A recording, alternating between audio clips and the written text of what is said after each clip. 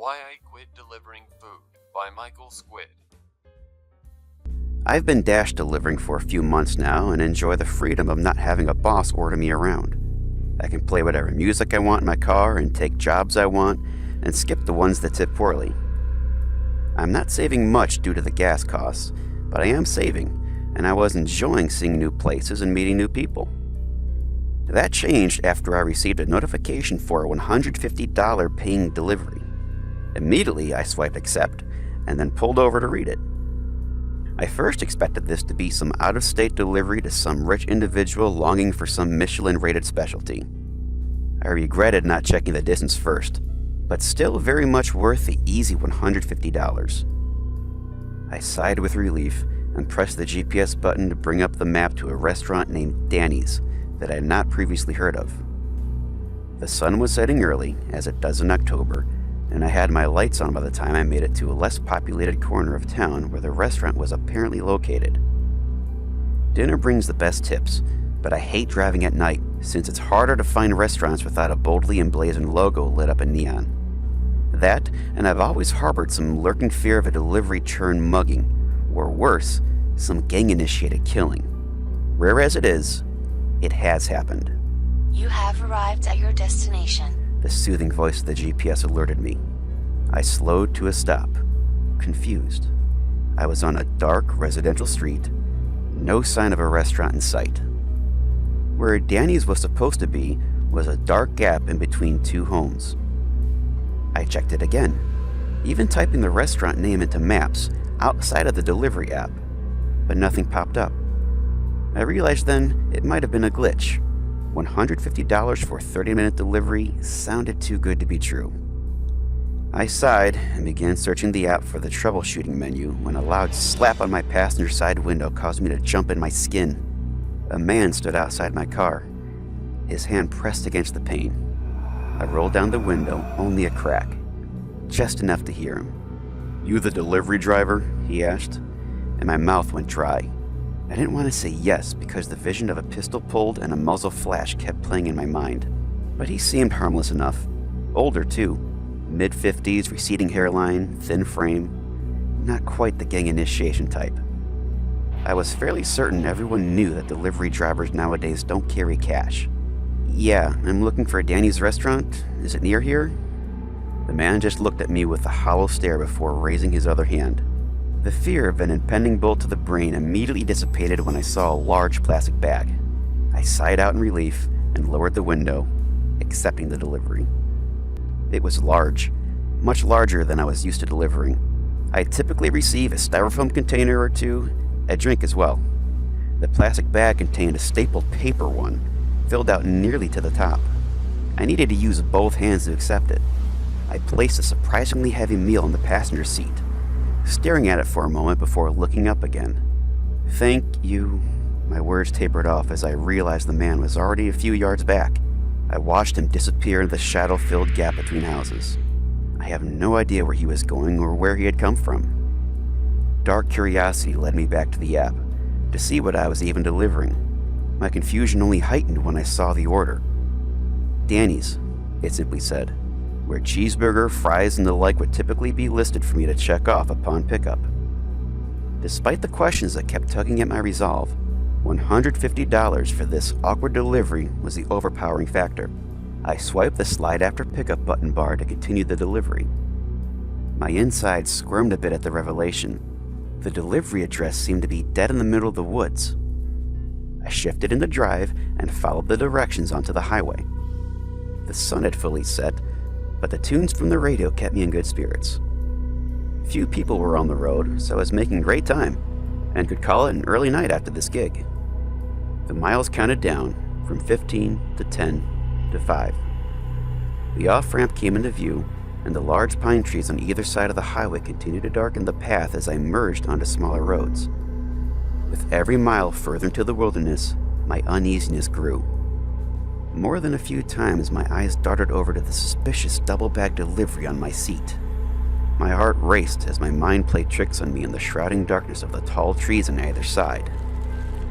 I did a double take when I thought I saw the bag rustle. Something within appeared to have moved.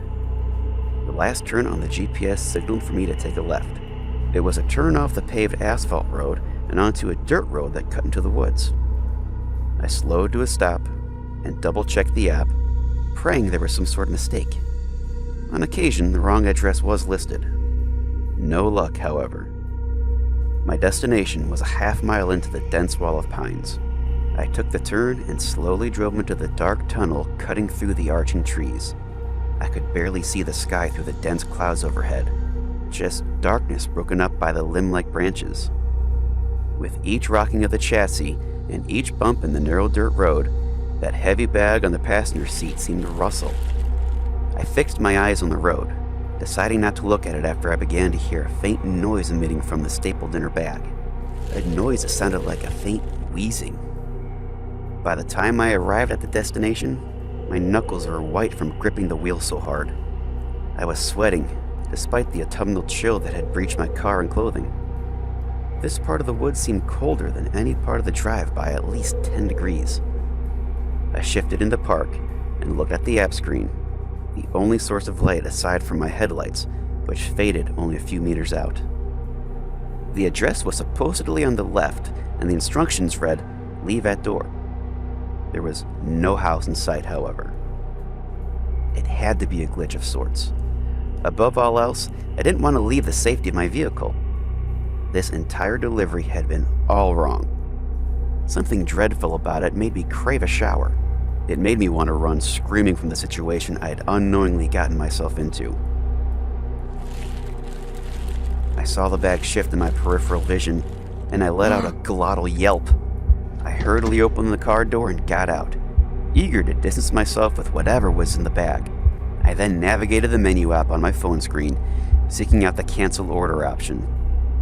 My score would go down, I'd miss out on the money, but I'd be able to get out of this strange gig that I wanted nothing more to do with. I was about to press confirm on the cancellation when I spotted the door. It looked ancient, its thick wooden beams bone white from petrification. The design was archaic, something that belonged on the side of a medieval European church. Black steel hinges and latches ornamented it, but the most noticeable feature was the one it was missing. The door was housed in a frame of charred black beams, but aside from that, it wasn't attached to anything. I stared at the structure and felt my heartbeat quicken. Dread and curiosity battled within my screaming mind as I tried to register what this door was and why it was out there. I took a few hesitant steps towards it and felt the hairs of my body rise. With every step towards the detached door, the temperature dropped. I stepped around the unnatural thing to peer behind it, and sure enough, there was nothing behind but endless trunks of trees. I'd made it this far, and I just wanted to get my money and get out. With a few deep breaths, I returned to my car and opened the passenger door. With 2 hands, I lifted the heavy delivery, which shook in my shivering arms. It moved. Something gasped and gurgled from within, but I continued carrying the parcel over to that strange door. My teeth chattered from the chill as I placed a large bag on the dead leaves in front of the door. I took a photo to verify the delivery, then swiped to complete it. And with that, I rushed back to my car and got inside as quickly as possible. I then heard the faint cries of an infant. I saw the bag shift and shake, poked outward from the inside. I shifted into reverse and began to backtrack down the pitch-black road into the heart of the woods. Not before I saw that rotted black arm with long, desiccated fingers reach out eagerly. I watched it yank that screaming delivery bag into the impossible space behind the door that should not exist.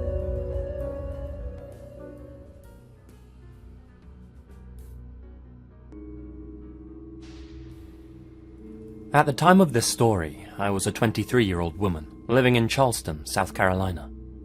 I know the way I phrase that makes it sound like I'm not a woman anymore. I am, but anyway, this is my story.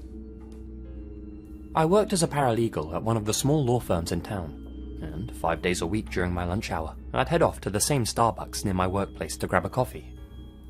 My job was actually pretty repetitive, and so was my lunchtime routine. Most people's are, I suppose. That's why I'd always see the same faces in the coffee shop, day in and day out. It was like a little microcosm. The same baristas were always there too. There was this one guy who worked there every weekday. According to his tag, his name was Randall. He was about 6 foot tall, average build, had very short, ginger hair, a crew cut I guess you'd call it. No Prince Charming, but not entirely unattractive either. Just a guy who kind of blended in. You know how at Starbucks they ask for your name to write on the cups? Well, the first few times Randall took my order, he asked me for mine. Stephanie, I'd say. He saw me so frequently that I guess he just committed my name to memory after that. Every day I'd approach the counter, and every day Randall would take my order. No name required. He'd just jot it down on the cup without asking. After a couple of weeks of this, however, Randall started flirting with me, I suppose. Not verbally, but through his writing on the cup. He started drawing little hearts over the I in my name, and sometimes even drew some after my name as well. Bear in mind, I'd never actually spoken to this guy. Well, other than giving him my order. No friendly chit-chat or anything. I mean, I was flattered and all, but I wasn't interested. The strange part is every time I went in there, he had never tried to talk to me more than just taking my order, and never addressed the fact that he was adding these flirty touches to his writing. In fact, he never showed any kind of emotion on his face whatsoever. No smiles, no eyebrow movement, kind of a robotic guy. You'd have thought this was his build-up to asking me out or something, but nope. He just acted professional at the counter, and never said anything apart from, "What would you like?" and "That'll be $50." Despite that, he kept on adding the little hearts every time he wrote my name down, and over time, he even started adding little kisses after my name. It made things a little uncomfortable for me, but maybe he was just a little odd in the head, and did this to regular customers too. I just accepted it and ignored it. That is, until the day he added his phone number to the cup, along with a little winky face drawn next to it, with a speech bubble saying, "Call me." I immediately went back to Randall at the counter, and quietly and politely turned him down, letting him know that I was flattered, but that now wasn't really a good time for me. Just a little white lie. Like always, his face remained neutral, no emotional response at all. He simply said, "Okay," and averted his eyes. It was very awkward. I usually take my coffee to go, but that particular day, I really speed-walked out of there. From then on, I considered going somewhere else for my coffee, but to be honest, I really liked what I got from Starbucks, and the only other one nearby was an extra 10-minute walk away. I figured we were both adults, and the situation didn't need to be awkward, so I kept going back there. Randall remained stony-faced as always. Luckily, the love hearts on the coffee cup stopped after that, and things went back to being normal. Time passed, and one weekend, I agreed to go on a lunch date with another guy I met. We both had super busy schedules, but worked near each other, and had the same time slots for lunch, so it made sense for us to have a mini 1-hour coffee and conversation. We agreed that the Starbucks would be a nice, casual spot. I forgot to consider the whole Randall situation entirely. I got there, and the guy I'm meeting's already found a table. I go over and give him a hug. He asks me what I'd like to drink, and, like a gentleman, goes up to the counter to order. I sit, waiting at the table. When he comes back with the coffees, my date says to me, "Damn, the guy who took my order has a real attitude problem." I turn to see who he's talking about. Standing by the register, glaring at the both of us, was Randall. He had a look of intense anger on his face, like a person who's just been betrayed. This was the only time I'd ever seen any kind of emotion from the guy at all. Yeah, he didn't even ask me what I wanted, just stared at me angrily and snatched the money right out of my hand. Some people, huh?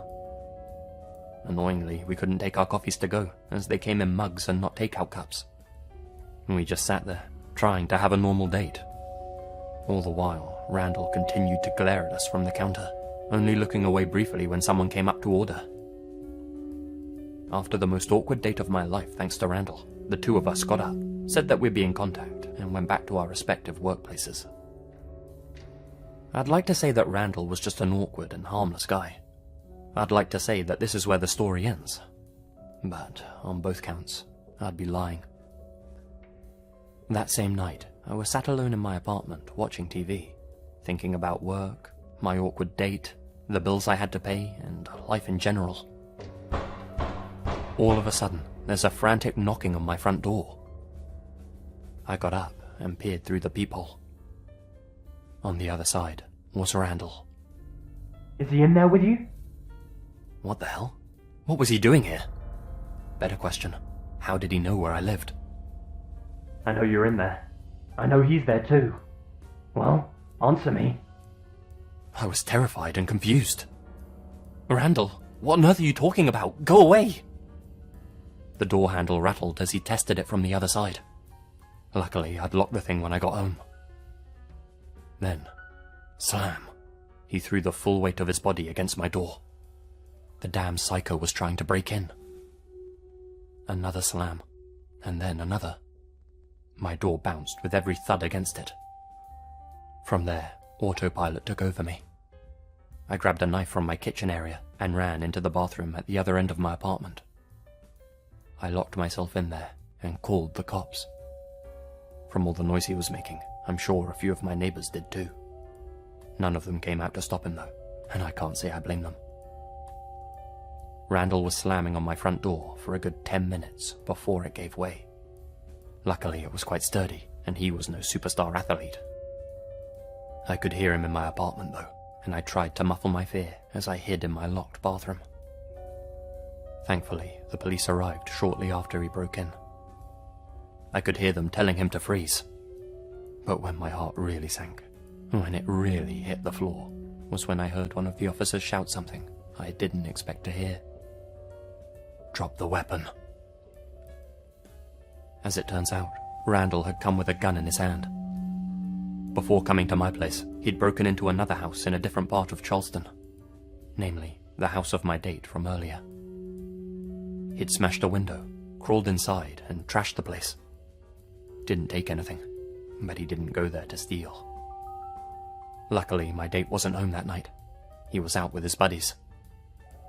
Randall then came to my place, thinking that was where my date was. He figured we were an item.